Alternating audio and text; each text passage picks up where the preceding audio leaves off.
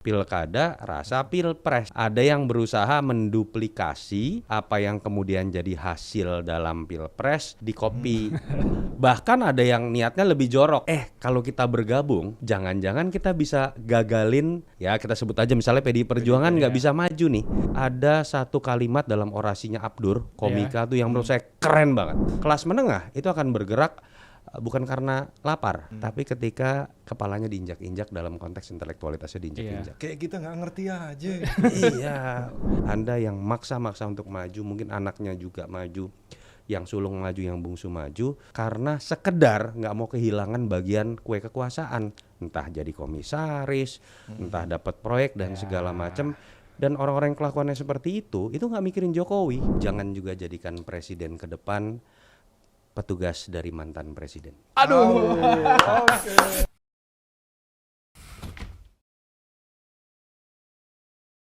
Yunarto Wijaya, Direktur Eksekutif Carta Politika Indonesia. Selamat datang di Podcast Merdeka. Terima kasih Merdeka. Akhirnya hadir. Akhirnya kesayangan netizen X.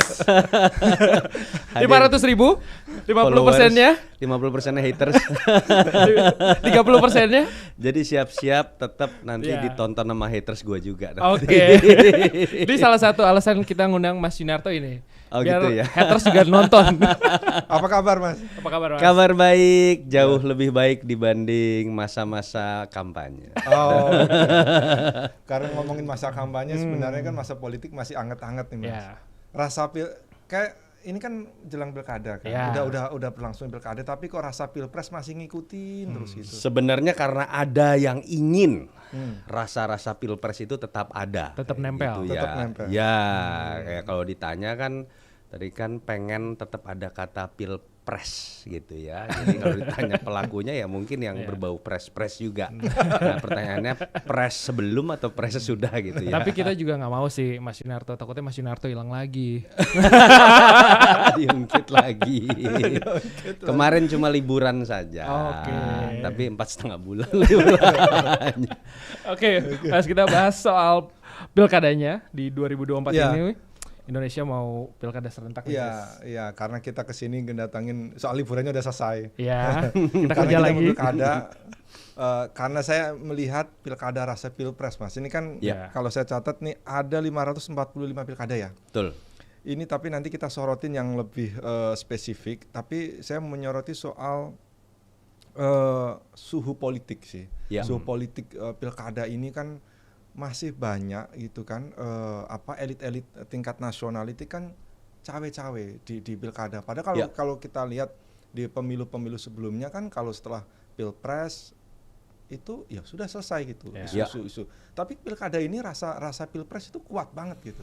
Iya, pertama saya pengen kasih kabar positifnya dulu deh. Ini kan pilkada serentak pertama di Indonesia. Artinya 1 tahun kita jadikan betul-betul pilkada seluruh kabupaten kota dan provinsi di Indonesia hanya dalam 1 tahun dan bahkan 1 hari. 1 hari. Dan kalau kita lihat sisi positifnya adalah salah satunya ini buat publik awam ya, bukan orang-orang politik. Biasanya kan yang namanya kegiatan ekonomi, kegiatan bisnis, market itu dikaitkan salah satu prasyaratnya adalah stabilitas politik. Dan setiap ada event politik potensi instabilitas muncul. Makanya salah satu tujuan kenapa sih ada tahun politik dibikin 1 tahun saja, termasuk pilkadanya, supaya udah loh kalau mau ada konflik, mau panas, mau hangat, mau panas dingin, tahun itu saja, bahkan hari itu saja. Lebih berbahaya kalau kemudian tahun ini ada lagi 100 pilkada, tahun depan ada lagi 50 pilkada. Atau dulu bahkan kan harinya bisa berbeda-beda. Karena kan kayak bisul. Ketika ada satu yang sakit, panas dinginnya satu tubuh gitu kan. Jadi sisi positifnya itu masyarakat harusnya bisa ngeliat ini secara positif. Konflik lebih bisa dilokalisir dari sisi waktu. Nah, yang jadi problem adalah ketika pilkada ini juga pertama kalinya dilakukan bersamaan dengan tahun pilpres, pileg gitu ya. Jadi itu yang menyebabkan kenapa ada istilah pilkada rasa pilpres. Ada yang berusaha menduplikasi apa yang kemudian jadi hasil dalam pilpres, terbentuknya koalisi dalam pilpres, di copy paste aja gitu untuk pilkada. Dan kalau kita terka kan tentu saja yang kemarin menang di Pilpres, yang pengen copy paste. Tentu saja yang merasa koalisinya jauh lebih besar. Itu yang membuat harusnya pilkada tadinya biasa-biasa saja. Lalu kemudian panas dinginnya jadi terasa. Karena pertarungannya jadi terasa di level nasional nih. Itu yang kita lihat terutama di level pilgub ya. Tapi ternyata pada akhirnya hukum alam bekerja sendiri. Segala sesuatu yang dijalankan secara berlebihan akan mendapatkan normalisasi sendiri. Kita tahu ada putusan MK. Terima kasih putusan MK. Terima kasih para hakim MK. Walaupun Anda sempat berdosa gitu kira-kira ya. Jadi itu yang menurut saya sekarang sedang terjadi. Walaupun pada akhirnya upaya itu bisa dikatakan gagal. Walaupun di beberapa daerah menurut saya kan masih ada tuh upaya mengkeroyok calon tertentu, masih ada mengkeroyok partai tertentu. Wilayah yang kota kosong. Ya itu salah satunya juga. Tapi kalau kota kosong saya tidak mau menyalahkan sekedar dalam konteks ini misalnya Kimples ya.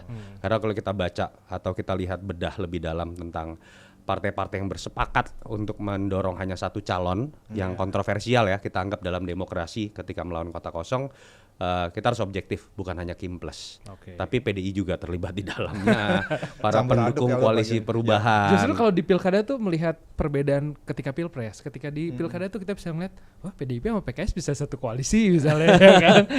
Itu satu itu sebuah demokrasi yang nyata gitu ketika di itu hal positif dalam konteks artinya desentralisasi politik terjadi, bahwa konteks lokal itu berbeda dengan konteks nasional. Itu konsep dari otonomi, desentralisasi. Tapi di sisi lain juga kita miris sebetulnya. Artinya bullshit itu yang namanya ideologi, politik aliran. Ketika bicara kepentingan, ya mereka bisa satu iman, satu ideologi juga gitu ternyata. Satu iman politik. Karena soal misi dia untuk mengcopy paste hasil dari pemilu 2024 ke pilkada gitu kan, Mas. Karena kan sudah menang di pemilu, sudah punya suara tersendiri, ngapain pakai copy paste di pilkada? Dia punya target apa gitu? Untuk konsolidasi apa? Ya, niatannya kan memang adalah berupaya untuk mengulang kemenangan yang terjadi di Pilpres dengan menggunakan logika matematika politik. Bahwa ketika koalisi sebesar 50% lebih yang terbangun di Pilpres dan terbukti menang, kita copy paste aja nih. Kalau kita bergabung juga dengan susunan partai yang sama di Pilkada, hampir pasti kita menang juga, kira-kira seperti itu. Bahkan ada yang niatnya lebih jorok. Kalau kita bergabung dulu nih ya, sebelum putusan MK kan ada aturan 20% threshold. Jangan-jangan kita bisa bikin tunggal nih. Jangan-jangan kita bisa gagalin partai, ya kita sebut aja misalnya PDI Perjuangan nggak bisa maju nih. Dan kemudian tinggal kita bikin aja calon boneka independen. Kan itu yang saya tangkap dan sebagian publik tangkap, moga-moga salah, sempat hampir terjadi di Jakarta. Ketika tiba-tiba ada 16 partai bergabung, independen tadinya tidak lolos verifikasi awal tiba-tiba lolos karena lebih takut lawan kota kosong dibandingkan lawan calon boneka. Jadi memang ada niatan yang menurut saya tidak baik, dan apakah bisa dibuktikan? Nggak bisa secara formal. Tapi akal sehat kita nangkep kok. Apakah masuk akal tiba-tiba Airin surveinya 60% lebih di Banten, kok malah nggak didukung? Itu sesama Kimples loh, gitu ya. Apakah masuk akal Ridwan Kamil yang hampir pasti menang di Jabar dipindahin ke Jakarta? Dipindahin ke Jakarta, dan kita tahu supaya Deddy Mulyadi kira-kira punya peluang menang. Kalau enggak secara survei akan kalah, dan banyaklah kejanggalan-kejanggalan lain. Makanya saya bilang kemarahan publik kemarin kelas menengah loh itu kebanyakan terhadap rencana revisi undang-undang pilkada dan mendukung putusan MK. Buat saya kesimpulannya simpel. Ada satu kalimat dalam orasinya Abdur komika tuh yang menurut saya keren banget. Dia mengatakan kami di sini karena kami merasa ditolol-tololkan oleh kalian, kira-kira gitu. Dan menurut saya kelas menengah itu akan bergerak bukan karena lapar. Kalau kelas bawah ya karena lapar. Tapi ketika udah nggak masuk logika, kepalanya diinjak-injak dalam konteks intelektualitasnya diinjak-injak. Kayak kita nggak ngerti aja. Iya, udahlah kita tahu lu serakah gitu, kira-kira gitu loh. Tapi ya mungkin karena publiknya juga kayak ya benar kalau kata Abdur ditolol-tololin lah.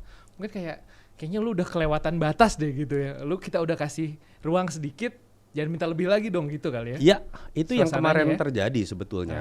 Karena kalau kita lihat sebetulnya mungkin kalau teman-teman akademisi, pengamat atau teman-teman jurnalis, isu yang paling utama dari penolakan terhadap revisi undang-undang pilkada kemarin itu kan adalah mengenai threshold. Iya. Kita bicara mengenai Threshold. kesempatan buat siapa saja, Dan oligarki partai.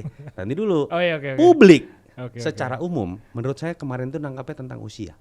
Oke. Bukan tentang usianya, tentang mereka tahu akal-akalan tentang usia ini meloloskan siapa. Makanya teriakan di depan gedung DPR itu berbicara mengenai dinasti, Iya.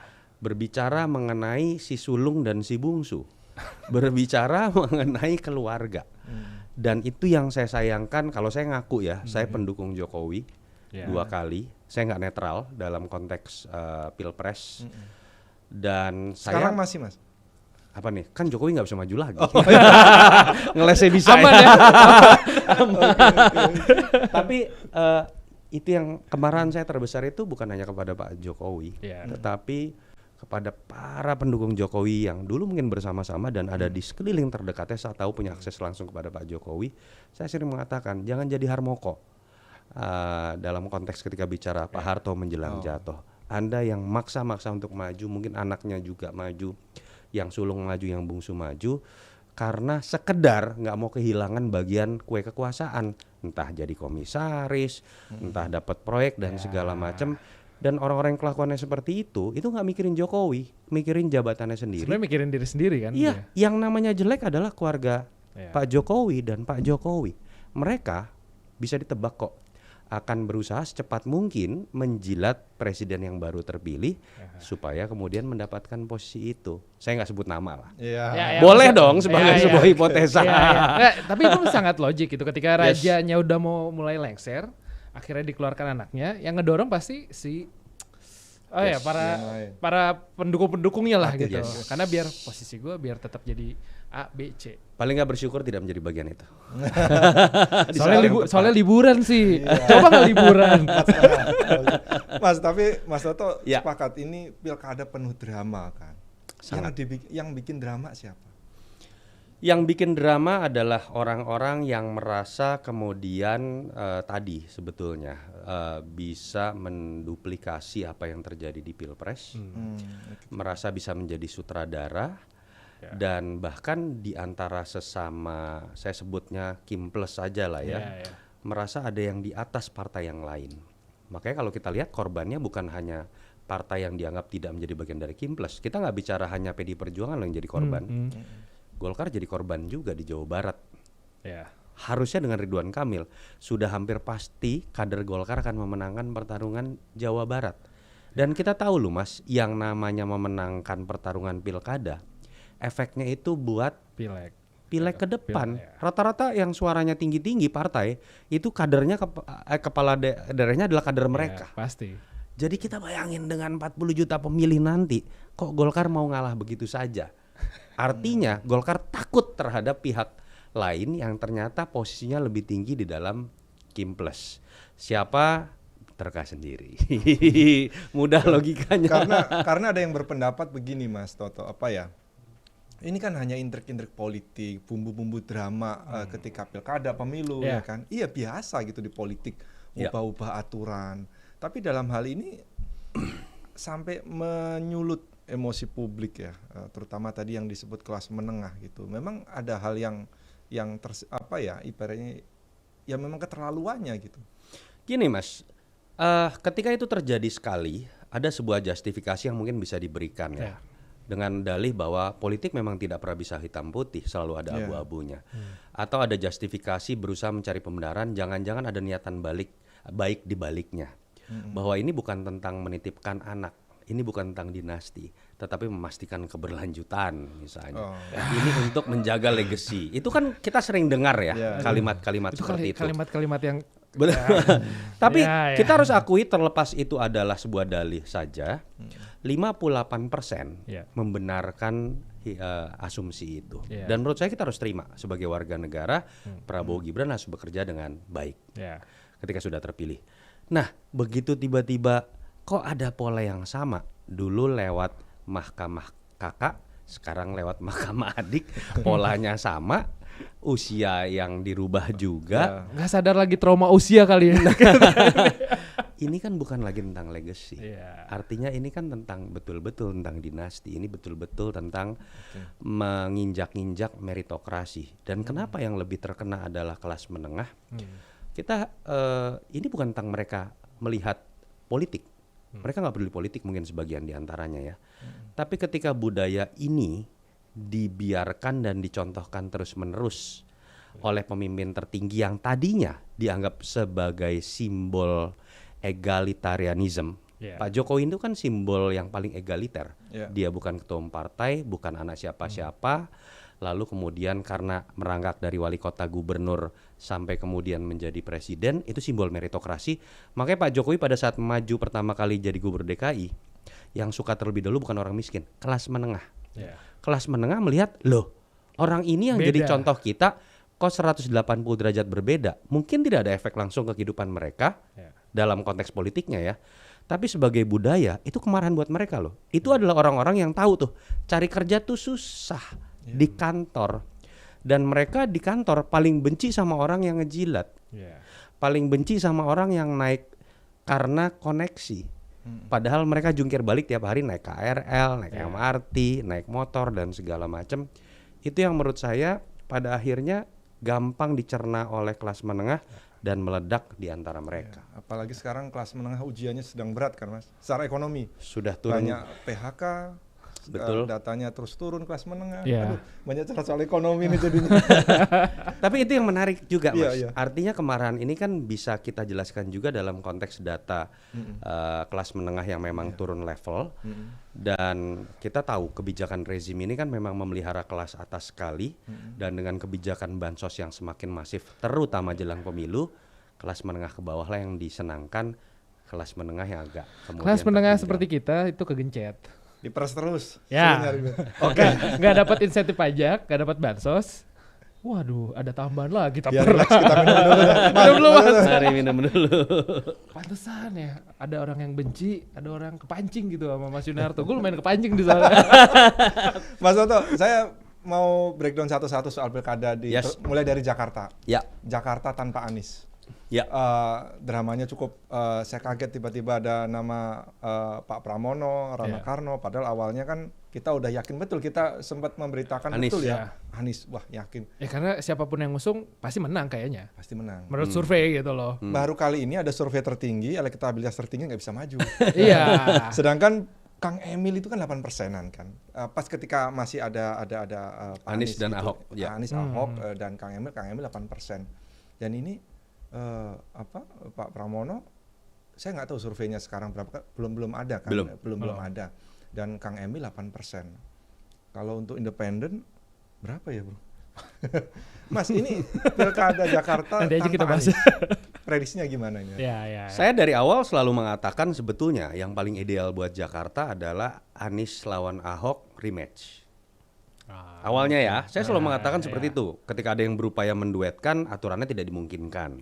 Dan menurut saya tidak ideal karena alangkah bagusnya kita bisa melihat sekarang pertarungan Anies melawan Ahok, tapi bukan lagi bicara mengenai politik sara. Bicara betul-betul legasinya Ahok dengan legasinya Anies Baswedan bagusan mana. Dan mereka dua-duanya adalah dua mantan gubernur terakhir gitu kira-kira. Itu buat saya ideal sekali konteks pendidikan politik. Secara pemberitaan juga seru. Itu kita senang sekali pasti. Secara spektrum ideologi dan lain-lain gitu ya. Tapi berdebat naturalisasi dengan normalisasi, kebayang tuh imajinasinya seru gitu itu kan. Keren sih. Betul. Nah, keren sih. Tetapi kita tahu pada akhirnya kan hal yang paling ideal itu langsung diacak-acak oleh tadi kelompok yang kita sebut tadi tuh. Settingannya bahkan bukan sekedar menyingkirkan keduanya, tapi memajukan Ridwan Kamil melawan entah kota kosong atau calon, saya sebut boneka lah, tanda kutip gitu ya. Dan itu kan udah ya berarti cuma pura-pura saja pilkadanya. Putusan MK lagi-lagi mengubah segalanya dan orang seperti berharap plot twist bahwa kemudian PDI Perjuangan akan memajukan Anies sebagai sesama musuh Jokowi. Sebagai sesama musuh Jokowi. 1-3 lawan 2 lah gitu ya. Kira-kira gitu dan ditunggu-tunggu sampai hari terakhir, ada drama datang ke DPD. Tapi saya sebenarnya di hari-hari sebelumnya di salah satu TV swasta, misalnya saya pernah ngomong, jangan kaget bahkan rekan saya, Ibu Mega akan mengambil sebuah keputusan yang akan berbeda dengan logika market, dengan logika publik. Karena menurut saya agak sulit mengambil sebuah justifikasi bahwa Anies yang akan dipilih, karena jelas PD Perjuangan berhadapan-hadapan dengan Anies 2017 karena salah satunya adalah diisi oleh isu yang menurut saya sangat prinsipil buat seorang Mega, isu tentang SARA. Yang kedua, kita tahu juga ini teknis ya, Ibu Mega sama Ahok tuh lagi deket-deketnya. Gitu. Jadi saya berimajinasi Ibu Mega disodorkan nama-nama yang muncul, salah satunya Anies. Orang pertama yang akan dia minta masukan namanya Basuki Cahayapurnama gitu. Itu pasti. Itu udah nggak ketemu tuh puzzle-nya gitu ya, kira-kira gitu ya. Yang ketiga saya melihat ada sebuah problem teknis. Pada saat ada pertemuan di DKI Jakarta, DPD DKI PDI Perjuangan, hari Sabtu, Seninnya kan langsung pengumuman DPP. Padahal kita tahu belum ada pertemuan Megawati dengan Anies Baswedan. Buat saya SOP-nya setahu saya tidak seperti itu. Apalagi untuk pilkada strategis Jakarta, harusnya ada sebuah pembicaraan hati ke hati yang mendalam. Baru kemudian diumumkan. Jadi ketika ceritanya kemudian berbuah langsung pada pengumuman, saya paginya juga udah berpikir ini nggak akan jadi nih.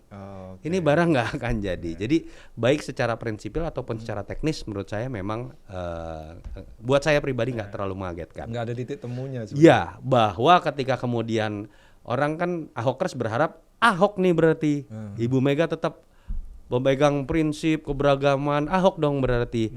Nah, disitulah kita melihat seorang Ibu Mega dari dua kacamata, keras kepala di satu sisi mulai juga lentur dalam berpolitik, karena mungkin seorang Megawati menyadari juga Ahok ketika dimajukan surveinya tinggi, tetapi mungkin ruang elektoralnya terbatas, dan suasana pertarungan pilkada serentak mengingat Ahok ini menurut Ibu Mega sendiri loh, mulutnya harus selotip ya Ahok gitu kan.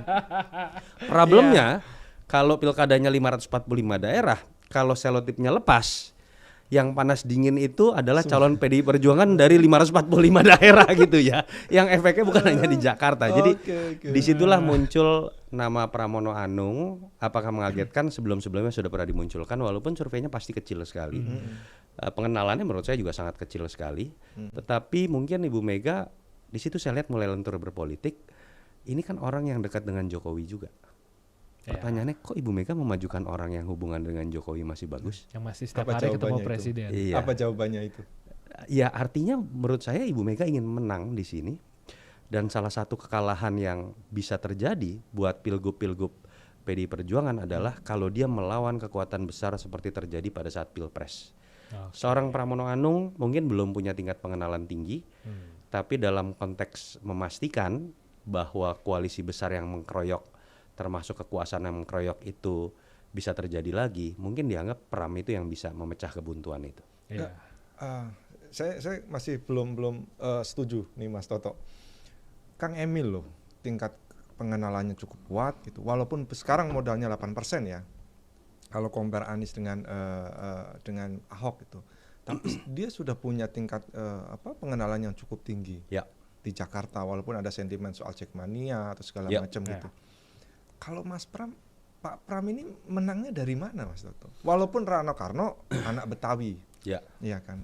Logisnya gimana? Seseorang ketika sudah nanti ditetapkan oleh KPU, pas pendaftaran saja tingkat pengenalannya pasti naik Mas. Apalagi di Jakarta. Itu pasti di atas 50%. Kalau sekarang mungkin hitungan saya sebelum pendaftaran kemarin, mungkin jangan-jangan Mas Pram hanya belasan persen. Yang tahu itu hanya orang-orang politik yang mengikuti berita politik ya, orang awam tidak. Tetapi ketika diumumkan di situ pasti bertambah. Pasti otomatis menurut saya mungkin setelah penetapan itu bisa di atas 60%. Apalagi bicara Jakarta pusat informasi yang langsung masuk semua pemberitaan dan segala macam ya. Secara otomatis itu akan jadi dongkrak. Yang kedua mungkin hitung-hitungannya adalah ketika berbicara mengenai Ridwan Kamil dilihat dari berbagai sudut tinggi surveinya jauh dibanding Pramono Anung, tetapi titik awalnya juga jauh dibandingkan kalau berhadapan-hadapan dulu dengan Anies atau dengan Ahok. Dilihat dari si primordial etnis Sunda juga peringkat ketiga di bawah dari Jawa dan Betawi. Jawa itu sekitar 35-38%, Betawi kalau saya tidak salah 30-32%, Sunda sekitar 13%. Kita tahu Sara kita tolak, tetapi perasaan memiliki sesama satu sentimen primordial itu kan kita harus akui ada. Masih kuat untuk pemilih itu Indonesia. yang menyebabkan mungkin ada sebuah hitung-hitungan Emil tinggi tetapi mungkin punya keterbatasan juga. Bunga-bunganya tadi tuh Jackmania dengan Bobotoh lalu ya dan Bamus Betawi. Ya, ditambah mungkin yang terakhir adalah kalau melihat histori dari majunya Mas Kang Emil. Kang Emil ini kan Bang sekarang. Kang lah, udahlah jangan ganti-ganti. Dia itu kan maju ada sisi keterpaksaannya, yang harusnya dijabar dan kemudian harus mengalah situasinya ke ada DKI. Dan plan keduanya adalah terpaksa ke DKI, tapi melawannya pun calon boneka. Artinya apa kalau kita lihat di situ? Persiapan dari Kim Plus di situ itu bukan extra effort. Bukan dalam konteks logistik, energi, itu bukan untuk bertarung habis-habisan, karena segala sesuatu disetting. Itu yang menyebabkan kita bisa lihat loh, sampai sekarang saya belum lihat gerakan partai-partai sama sekali dari Kim Plus. Bahkan kemarin Sahroni jadi ketua tim ses sehari bertahan hanya nggak sampai sehari, cuma berapa jam tiba-tiba ganti lagi gitu ya. Dan mungkin itu juga ketika Mas Pram dianggap bisa berkomunikasi baik secara de facto dengan semua partai. Di tengah memang partai-partai tidak terlalu serius misalnya memenangkan Emil, itu juga bisa dianggap sebagai sebuah kekuatan. Dan sosok Mas Pram juga dan sosok Pram juga bukan, Pak Pram itu bukan orang yang mengeluarkan sentimen-sentimen ke semua partai, dia cenderung lebih berkawan ke semua partai ya. Sekarang bisa jadi jembatan lah. Olahraga pagi terus. Anak Wesers katanya. Iya, 1 bulan yang lalu kan Kang Emil duduk di sini juga. Iya. Kan? Itu ya punya elektabilitas tinggi lah ketika di head to head kan sama Anies gitu kan. Ketika lumayan tinggi gitu, punya modal gitu. cukup punya modal kuat, apalagi disupport sama PKS. Ya, Mas. PKS ini kan pemenang pemilu di Jakarta kan. Mesin partainya juga bukan kaleng-kaleng gitu. Betul. Artinya ya Kang Emil Suswono ini juga bukan lawan yang enteng gitu. Betul. Elektabilitas kuat, mesin partai kuat gitu. Kalau di atas kertas kita bicara survei saat ini, saya masih meyakini mungkin RK dengan Suswono pasti di atas kertas lebih unggul ya, karena bias tingkat pengenalan dari Kang Emil, setahu saya Kang Emil itu sudah di atas 90% tingkat pengenalannya. Artinya udah mentok. Dia mirip dengan incumbent. Tadi kalau saya mau berpikir spekulatif, mungkin Mas Pram sebelum pendaftaran ya, jangan-jangan cuma belasan persen. Tapi artinya di situ dengan tingkat pengenalan sudah 90%, tapi modal awalnya hanya 8%, itu PR besarnya lebih pada Kang Emil, bukan pada Pram. Karena orang yang kemudian tingkat pengenalannya sudah mentok, tapi elektabilitasnya terbatas, itu PR-nya jauh lebih besar dibandingkan yang tingkat pengenalannya masih kecil. Kalau buat orang yang tingkat pengenalan masih kecil, masang billboard baliho itu punya efek. Tapi ketika bicara mengenai orang yang pengenalan udah mentok, pasang billboard baliho itu buang-buang duit. Karena dia udah harusnya masuk pada level kesukaan. Kesukaan itu nggak bicara billboard, bicara yang sifatnya pragmatis bagi uang, bagi sembako, atau yang sifatnya emosional bertemu, bikin orang terenyuh, bikin orang jatuh cinta misalnya. Tugasnya Emil udah jauh lebih berat. Ruang untuk berkampanye jauh lebih berat. Malah saya setuju tadi Mas. Kekuatan Emil itu yang ada adalah bukan Suswononya ya, PKS ya. Mesin partainya ya. PKS itu kadang-kadang dia belum tentu kenal calonnya siapa, tapi dia bisa tegak lurus terhadap sebuah instruksi partai. Itu yang terjadi pada Sudrajat dan Saiku. Nomor 2 waktu Ahmad itu di Jabar. Heriawat. Jabar itu kan mengagetkan. Apalagi kita tahu PKS di Jakarta dari 10 dapil di DKI dia menguasai 6 dapil. 3 dapilnya PDI Perjuangan, 1 dapilnya Golkar. Dan artinya memang mereka sangat dominan. Dan walaupun yang menarik adalah suara PKS saat ini bisa terpecah oleh suara anak abah. Ya, itu yang menyebabkan suara anak abah itu jadi sangat mahal di situ. Kemana anak abah itu? Ya. Saya melihat Kalau ditanya detik ini, anak Abah masih dalam posisi nggak mau milih siapa-siapa. Akan tetapi nanti akan bergantung pada bagaimana sikap seorang Anies Baswedan. Dia tidak akan mengambil sikap mendukung siapapun secara eksplisit. Tapi mungkin saja ada terlihat lebih dekat dengan salah satu paslon.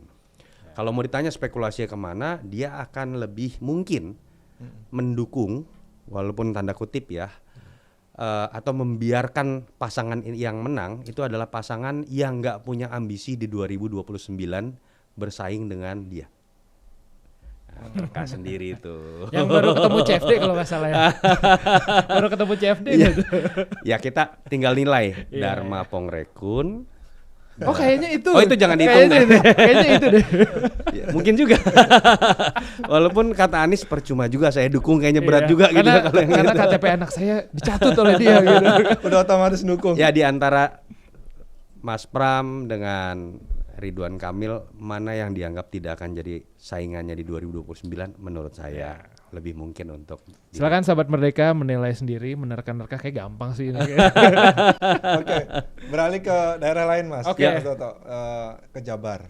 Ya. Ke Jabar ini sebenarnya kok adem ayem aja ya. Iya. Adem ayem aja. Kalau 2018 tuh seru loh. sangat seru. Dan tapi gini, Jabar ini selalu muncul kejutan. Ya. Karena kalau kita lihat dalam menangnya misalnya dulu ya, bicara Dede Yusuf, Ahmad Heriawan, Aher, lalu 2018 betul sih prediksi awal bahwa Ridwan Kamil UU yang akan menang. Tapi hasil akhirnya hanya selisih 3-4% dengan Sudrajat Saiku, itu mengejutkan. Semua lembaga survei kita harus akui. Dan saat itu hampir semua lembaga survei mengatakan yang menang nomor 2 itu adalah Deddy Mulyadi, Deddy Miswar dan Deddy Mulyadi. Tetapi yang terjadi kan adalah sebuah kejutan. Artinya ada sebuah pattern sebetulnya di Jawa Barat bahwa PKS selalu mengejutkan. Ada suara-suara yang cenderung underestimate ketika dilakukan sebuah survei. Jadi biasanya polanya gini, ketika kita baca rilis survei, dengan ketika kemudian hasil akhir, suara dari calon yang diusung PKS biasanya akan lebih tinggi di hari hanya dibandingkan dengan hasil survei.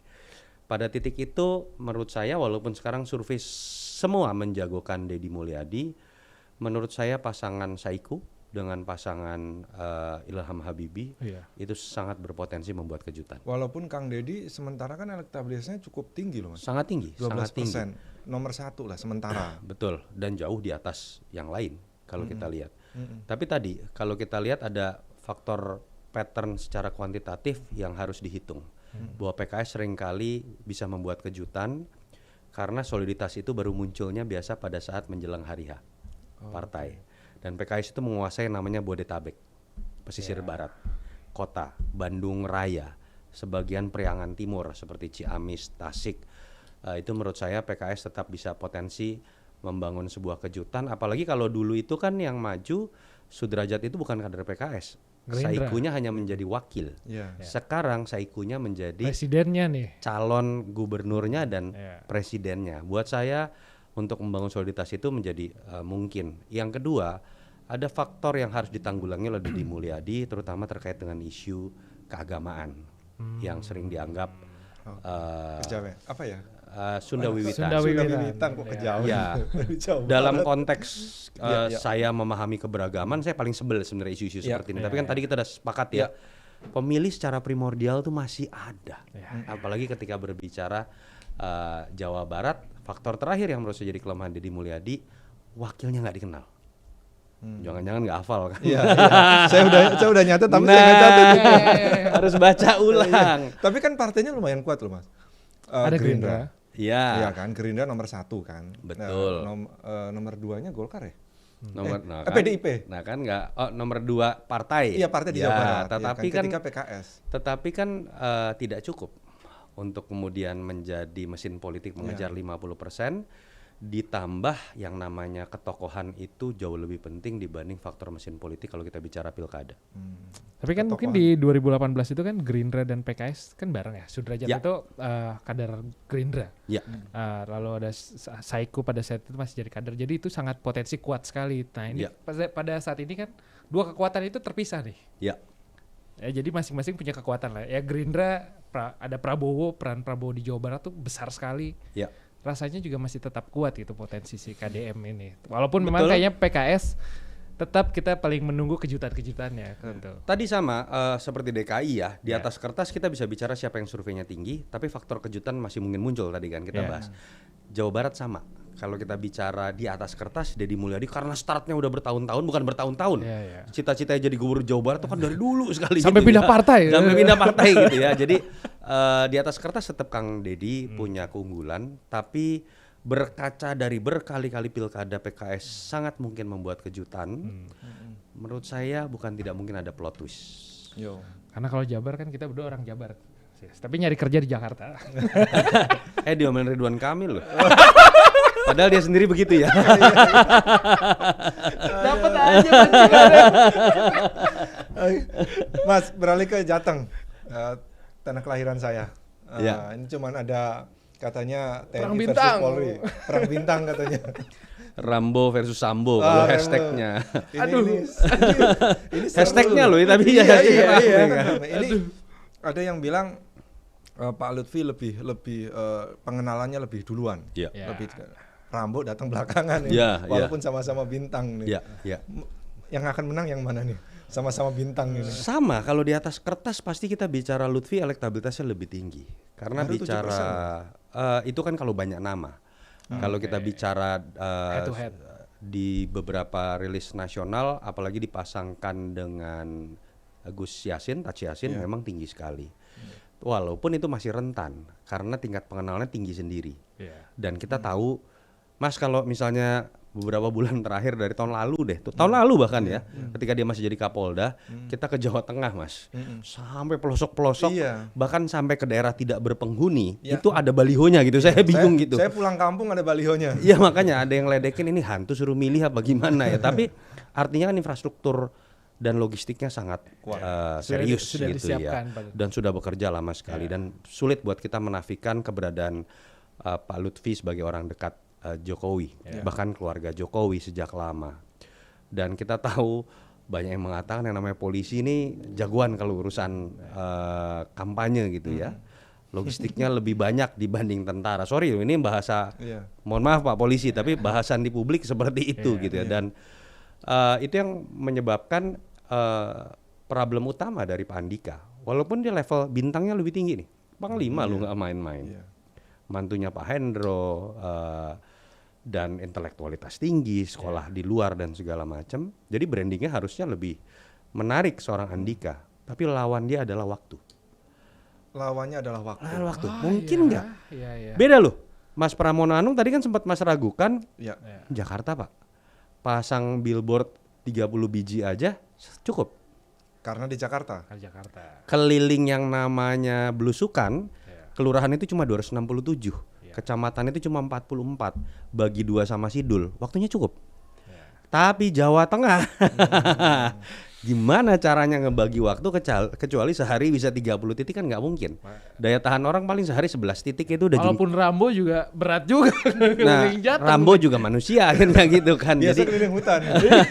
Jadi itu yang menurut saya akan jadi lawannya. Nah, memang yang menarik adalah apakah image Jokowi yang melekat di Lutfi itu sudah masih sekuat pada masa Pilpres yang berhasil menjungkalkan seorang Ganjar, atau kemudian pasca revisi undang-undang Pilkada gelombang besar penolakan kemarin yang menyerang keluarga Jokowi, sudah ada perubahan di level persepsi, masih misteri. Tapi kalau buat saya nih Mas, ngeliat pendaftaran Jateng kemarin, kehadiran Gibran saat ikut pendaftaran tuh kayak menunjukkan gue ngotot menang gitu.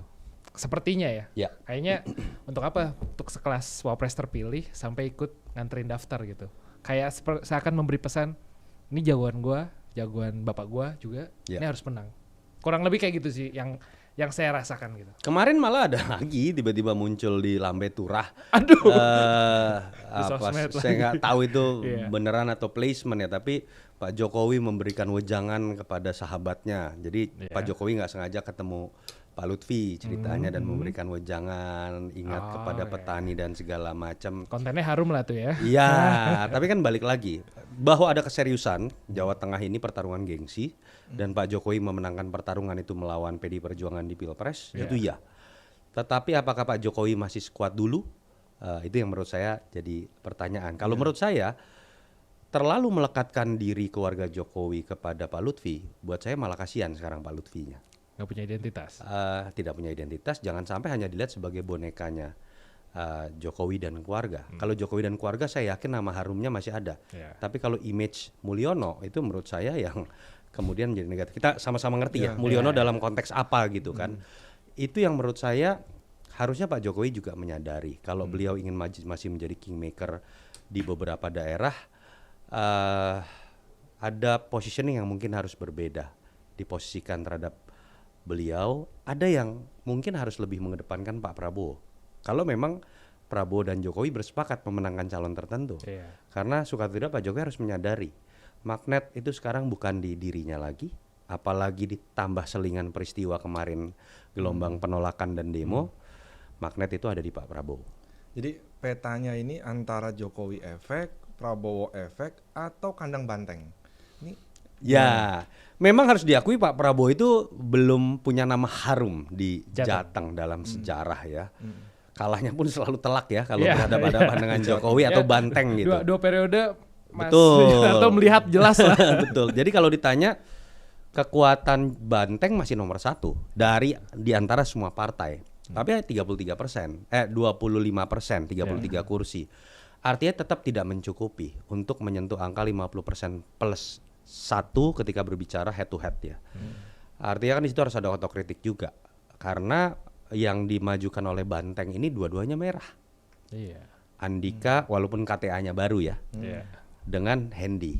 Berbeda kalau yang dimajukan adalah kader PKB atau sosok seperti Gus Yassin misalnya, seorang ulama, itu akan bisa menutupi daerah-daerah Banteng yang tidak cukup kuat misalnya ya. Banteng pun kan kayak Mas Ganjar kemarin nggak sapu bersih, periode keduanya kayak daerah Cilacap, Brebes, Kebumen, Purbalingga tuh setahu saya masih kalah. Sudirman Said saat itu yang menang. Artinya kan memang tidak sepenuhnya Banteng menang, apalagi dengan kondisi mengalami penurunan. PR besar menurut saya bagaimana Banteng bisa berkolaborasi dengan tokoh-tokoh hijau tanda kutip, termasuk menempatkan Andika itu jangan sebagai petugas partai, jangan sebagai merah. Letakkanlah dia dengan karirnya sebagai hijau jauh lebih lama dibanding dia sebagai merah yang KTA-nya baru. Dalam konteks itu efek komplementer bisa didapatkan. Kalau merahnya udah ada di Hendy lah. Karena lawannya Pak Andika tuh Kapolda terlama mungkin. 4 tahun ya. Mas Toto, kita beralih ke Jawa Timur. Ini Jawa Timur ada kejutan tiba-tiba. 3 Sri Kandi. Khofifah waktu itu Bu Khofifah kan ini lawan yang paling kuat ini kan. Tapi kan sempat diprediksi lawan kota kosong. Betul. Tapi dalam beberapa survei kan ada yang menyebut udah mau nyentuh 50%. Tapi kalau kita cek angka di Litbang Kompas kan bulan Juli itu baru sekitar 26% ya. Undecided-nya masih besar. Terus kalau lawan Bu Risma itu sekitar Bu Risma itu 13%. Artinya kan nggak jadi lawan kuat sebenarnya Khofifah ini kan. Nah ini petanya nanti 3 Sri Kandi ini gimana Mas kalau untuk Jawa Timur? Pertama saya senang ya di daerah yang dianggap paling mewakili kalangan Islam kultural secara politik yang hadir gitu. Tiba-tiba malah 3 Sri Kandi. Kan orang banyak bilang kekuatan politik Islam ini kan tetap menempatkan perempuan nomor 2. Buat saya ini sebuah hal yang progresifnya gila-gilaan. Keren sih. Karena ada ini keren. Jadi keberanian Caimin, keberanian Ibu Mega merespon majunya Khofifah itu dengan cara yang keren. Siapapun yang menang nilai baru, nilai plus buat Jawa Timur. Nah, di atas kertas sama, Bu Khofifah sangat kuat. Buat saya ketika yang namanya daerah hijau, NU dan bisa menyatukan kekuatan muslimat dengan fatayat untuk bergerak. Itu kekuatan Islam, kultural, politik, emak-emak pula. Oh, itu udah kombinasi paling mengerikan, tanda kutip secara elektoral. Itu jubir gitu ya. terbaik deh kayaknya. Jubir terbaik. Iya. Kuat di bumi. Itu sulit dikalahkan gitu ya. Iya. Dan tapi kan jadi menarik, ternyata yang lawan emak-emak yang lain gitu kan. Jadi saya sih melihat di atas kertas tetap lagi-lagi problem buat Ibu Risma dan Mbak Lulu adalah keterbatasan waktu. Dan Bu Khofifah kan orang yang sudah bertanding dan punya investasi politik di Jawa Timur bukan sekali loh. Ya. Itu kemenangan dia itu kan setelah 2 kali tanding. 2 kali sama Pak Karwo. Artinya pertarungan dia keempat kalinya. Benar. Gitu. Udah. Keempat kalinya. Pak Karwo udah 2 kali ya. Pak Dekarwo dia kalah 2 kali, akhirnya menang dan kemudian ini pertarungan keempat kalinya. Kebayang kan yang namanya investasi. Mirip-mirip kayak Pak Prabowo ya. Mirip-mirip Pak Prabowo, Pak lebih jago Ibu Khofifah 3 kali menang. Gitu ya. Pak Prabowo butuh 4 kali gitu kan. Tapi itu yang menyebabkan menurut saya selain jumlah partai paling besar yang tetap di atas kertas, Ibu Khofifah di atas angin. Tetapi jangan main-main juga yang namanya Caimin dengan PKB-nya. Kenaikan kursi dari 25 ke 27 kemarin di Pileg. Dan Caimin ini ya menurut saya kalau udah tarung juga gila gitu ya. Ngeyel-ngeyelnya seru ya, ngeyel. Iya, kita banyak yang menganggap sebelah mata ketika bicara maju sebagai wakilnya Anies. Tapi apakah kemarin hanya Anies yang kuat? Tidak.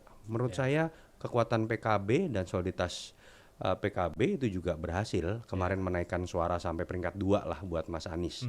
Jadi mungkin sosok Mbak Lulunya yang belum harus dikenal lebih luas. Jadi problem Mbak Lulu agak mirip dengan Mas Pram.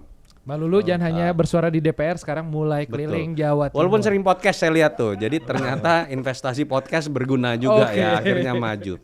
Ibu Risma paling tidak kalau kita bicara soliditas PD Perjuangan bisa berjalan, daerah Arek seperti Surabaya Raya, lalu sebagian daerah atau Malang, lalu kemudian daerah seperti Mataraman terutama ya, Kediri, lalu kemudian Blitar dan lain-lain itu menurut saya tetap bisa jadi minimal peringkat 2 jangan-jangan bisa didapatkan juga. Nah harusnya Ibu Risma bisa lebih daripada itu. Karena kan sepak terjang dia bukan hanya sekedar merah. Wali kota yang dulu dianggap berhasil sekali di Surabaya. Ya dengan segala kontroversinya ya. Moga-moga tidak terlalu sering marah-marah gitu ya pada saat kampanye. Yang menurut saya kalau hanya berharap pada merah sulit. Jadi kesimpulannya Jawa Timur di atas kertas Ibu Khofifah masih jauh di atas angin. Tapi minimal keberanian PKB dan PDI Perjuangan memajukan calonnya sendiri, minimal mereka bisa konsolidasi di daerah terbesar nomor 2 di Indonesia dan harusnya partai berani seperti itu. Kalau kita lihat Bu Risma itu kan terkenal itu karena dianggap berhasil memimpin Surabaya. Ya. Dianggap berhasil memimpin Surabaya efek lah. Itu belum cukup. Emak-emak efek. Walaupun galaknya juga dikenal publik. Itu bagian dari kemamaan juga sebenarnya. Terus kemudian PKB punya jaringan pesantren yang nggak kalah kuat gitu loh Mas. Betul. Ini modal ini nggak cukup untuk ngalahin Khofifah. Waktu Mas. Waktu. Sama kayak di Jawa. Berhadap-hadapan antara orang yang sudah pernah berinvestasi politik menuju keempat kalinya dan sekarang dia adalah incumbent, lalu dikejar dalam waktu hanya 2,5 bulan, buat saya itu tidak mudah. Beda dengan yang dihadapi oleh seorang Pramono Anung dengan Dul Karno, Jakarta. Jawa Timur kita tahu. Dan kedua-duanya lawannya ini, mohon maaf ya, kemarin kalah di Pilpres. Jadi kalau bicara logistik lagi empot-empotan juga gitu. Sementara kan yang tadi Mas sebutin kan jejaring, pipa. Pipa kalau tidak disalurkan, saya bukan mengatakan uang ya, apapun. Kegiatan, pendekatan, sampai yang sifatnya pragmatis seperti uang, sembako, kalau tidak disalurkan apapun, dia tetap hanya akan menjadi pipa. Dia tidak akan memberikan air yang memberikan kesegaran tadi. Itu yang pertanyaannya adalah apakah ada logistik yang sedemikian kuat yang bisa dipakai untuk mengakselerasi waktu dan apakah waktunya cukup? Dulu kalau kita lihat Pak Jokowi, Mas, di Skup Solo, iya kan, sangat populer karena blow up yang begitu luar biasa. Saya melihatnya itu ada di Bu Risma. Waktu di Surabaya itu kan blow up-nya juga luar biasa. Kemudian pindah ke tingkat provinsi secara otomatis langsung mengerek tingkat elektabilitas. Ini bisa nggak relate dengan Bu Risma? Problemnya adalah Bu Risma saat ini bukan wali kota Surabaya. Jadi jeda, sudah ada jeda waktu terlalu lama. Iya. Dan mohon maaf, image dan persepsi mengenai Ibu Risma dengan sepak terjangnya pada saat menjadi mensos di level persepsi ya. Saya nggak mau menilai dalam konteks kinerja, tidak sepositif tone pada saat menjadi wali kota Surabaya. Karena ada beberapa kontroversi yang muncul. Sementara pada saat wali kota Surabaya kan kemarahannya adalah kekuatannya. Dia marah-marah karena orang injek-injek taman. Ada yang saya inget tuh apa promo es krim apa segala macam. Itu teriak-teriak gitu, tapi orang senang karena itu dia emak-emak yang sayang terhadap taman yang sudah dia rawat tiap hari. Mengatur lalu lintas sendiri. Anak buahnya. Marahin anak buahnya. Atur lalu lintas. Betul, dan ya ditambah kedua dulu warna merah yang melingkupi Ibu Risma ada dalam kondisi yang jauh lebih lagi tonnya juga prima-primanya. Sekarang kan dengan pertarungan dengan Pak Jokowi banyak juga image negatif yang muncul di PDI Perjuangan. Jadi itu yang menurut saya jadi catatan juga buat Ibu Risma, bebannya jauh lebih berat. Tapi saya senang Ibu Risma berani. Tadi saya pikir tidak akan berani dan akan menikmati saja sebagai anak buah Jokowi dengan sisa waktu yang ada. Ternyata orang ini Sri Kandi beneran gitu. Ternyata ada perintah Bu Ketum. Ternyata lebih nurut Bu Ketum. Titah Ketum memang ternyata di PDI Perjuangan luar biasa. Kita tinggal nunggu perintah Bu Ketum juga. Mas Noto beralih ke Sumatera nih, yang juga seru nih. Agak jauhan dikit lah. Karena di sini masih ada pasti yang itu. Masih ada aroma-aroma mantunya Pak Jokowi. Loh. Ini kan incumbent, tapi kok kalah ya? Edi. Secara elektabilitas betul. Edi Rahmayadi. Ya, kalau saya mau selalu ngeliat survei itu kan Pak Edi itu kan 15%, Mas Bobi itu 34%. Ya. Duh, incumbent kok kalah jauh ya? Bahkan incumbent secara LHKPN kan berkurang deh kalau nggak salah. Oh gitu ya. Iya, kalau tapi bisa dicek ya. Kalau nggak salah berkurang gitu. Oke. Pertama memang sosok dari Edi Rahmayadi ini kan kontroversial sekali. Saya terus terang pernah diminta oleh Mas Bobi melakukan survei 2 kali. 2022 dan 2023. Sebelum kritik keras saya tentang dinasti itu muncul ya, ketika Mas Gibran maju dan segala macam. Dan saya sempat diskusi langsung dengan Mas Bobi dan saat itu survei, seingat saya 2022 itu masih berimbang. Bahkan Bobi mungkin masih kalah sedikit. 2023 Bobi sudah unggul jauh. Kalau saya tidak salah di bulan Mei atau April itu sudah selisih 8%. Sekarang mungkin sudah lebih. Memang disebabkan salah satunya oleh kontroversi dari Edi Rahmayadinya sendiri. Edi Rahmayadi ini kan kalau istilahnya Pak Luhut ya dalam sebuah acara mulutnya nggak ada perangko kadang-kadang gitu kan. Kalau Ahok selotip nih nggak ada perangko. Iya, yang satu nggak ada perangko, yang satu selotip. Karena kan memang ceplas-ceplos gitu ya dengan karakter uniknya gitu kan. Jadi itu yang menurut saya jadi problem juga. Dan kedua, suka atau tidak, Bobi ini kan didukung oleh kekuatan besar sekali. Ya kan hanya PDI Perjuangan. Ya itu menurut saya jatah anak mantu presiden lah gitu ya. Dan biar bagaimanapun kekuatan infrastruktur politik sebesar itu pasti juga menjelma menjadi sebuah kekuatan politik dan elektoral. Kalau ditanya Medan apakah luar biasa, saya datang berkali-kali, sebenarnya masih jauh dibanding Surabaya. Bahkan dibanding Palembang menurut saya juga masih kalah gitu ya, pandangan saya pribadi. Sampai terakhir saya ke Medan masih kok, saya lagi pegang HP di trotoar masih teriakin Bang awas copet gitu misalnya ya masih. Tapi bahwa pasti ada progres dibanding wali kota yang sebelum pasti. Kenapa? Itu sama yang terjadi pada Solo pada saat dipimpin Mas Gibran. Menteri berdatangan dengan sendirinya memberikan bantuan dari pemerintah pusat. Kalau itu yang terjadi, siapapun yang jadi wali kota udah pasti hebat, bukan karena dia membuat sebuah gebrakan. Jadi kombinasi di antara kontroversi seorang Edi Rahmayadi, kekuatan besar keroyokan infrastruktur politik yang dimiliki Bobi, dan sepak terjang di Medan karena bantuan besar dari pemerintah pusat, menurut saya ketika itu dikombinasikan pasti menjadi sebuah kekuatan besar yang membuat Bobi lebih unggul. Lagi-lagi pertanyaannya adalah apakah pasca gelombang besar kritik terhadap keluarga Jokowi kemarin muncul, Bobi kan juga namanya disebut loh dalam konteks jet pribadi walaupun sudah diklarifikasi ke media, bukan KPK ya. Itu apakah ada sebuah perubahan besar di level persepsi? Saya nggak tahu. Kita tunggu survei berikutnya, bro. Nah, tapi Mas Yunarto agak aman bilang ya, hampir dilaporkan ke Rocky Gerung. Beda, itu uratnya Rocky itu udah jauh. Oke, Mas, pertanyaan terakhir nih. Oke.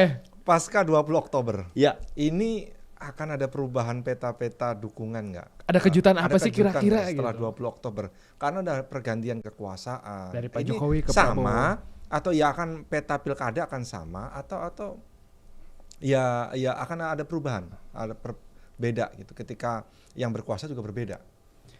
Saya merasa bahwa ketakutan apa yang terjadi pada saat Pilpres terkait dengan kualitas pemilu, bahwa pemilu dipengaruhi besar juga oleh aparat, birokrat, bansos, keberpihakan kekuasaan. Saya rasa tidak akan terjadi seperti di pilkada, tidak akan terjadi seperti apa yang terjadi pada saat Pilpres. Saya meyakini Prabowo tidak seperti itu. Prabowo tetap akan ada upaya untuk memenangkan jagoannya, tapi saya percaya Prabowo lebih punya batasan. Prabowo itu tidak selentur Jokowi ketika bertarung. Artinya itu kelebihan dan kekurangannya juga gitu ya. Makanya kan Prabowo lawan Jokowi selalu kalah gitu kan. Karena kalau Prabowo begitu nabrak tembok dia mundur. Pak Jokowi nabrak tembok kan dia bikin lubang di bawahnya. Lalu kemudian dia bisa nyelinap gitu kan. Itu plus minus gitu ya. Kelenturan seseorang yang buat saya Jokowi adalah seorang street smart. Pak Prabowo seseorang yang gentle, pukul-pukulan sebagai seorang petinju kalau kita bicara olahraga gitu ya.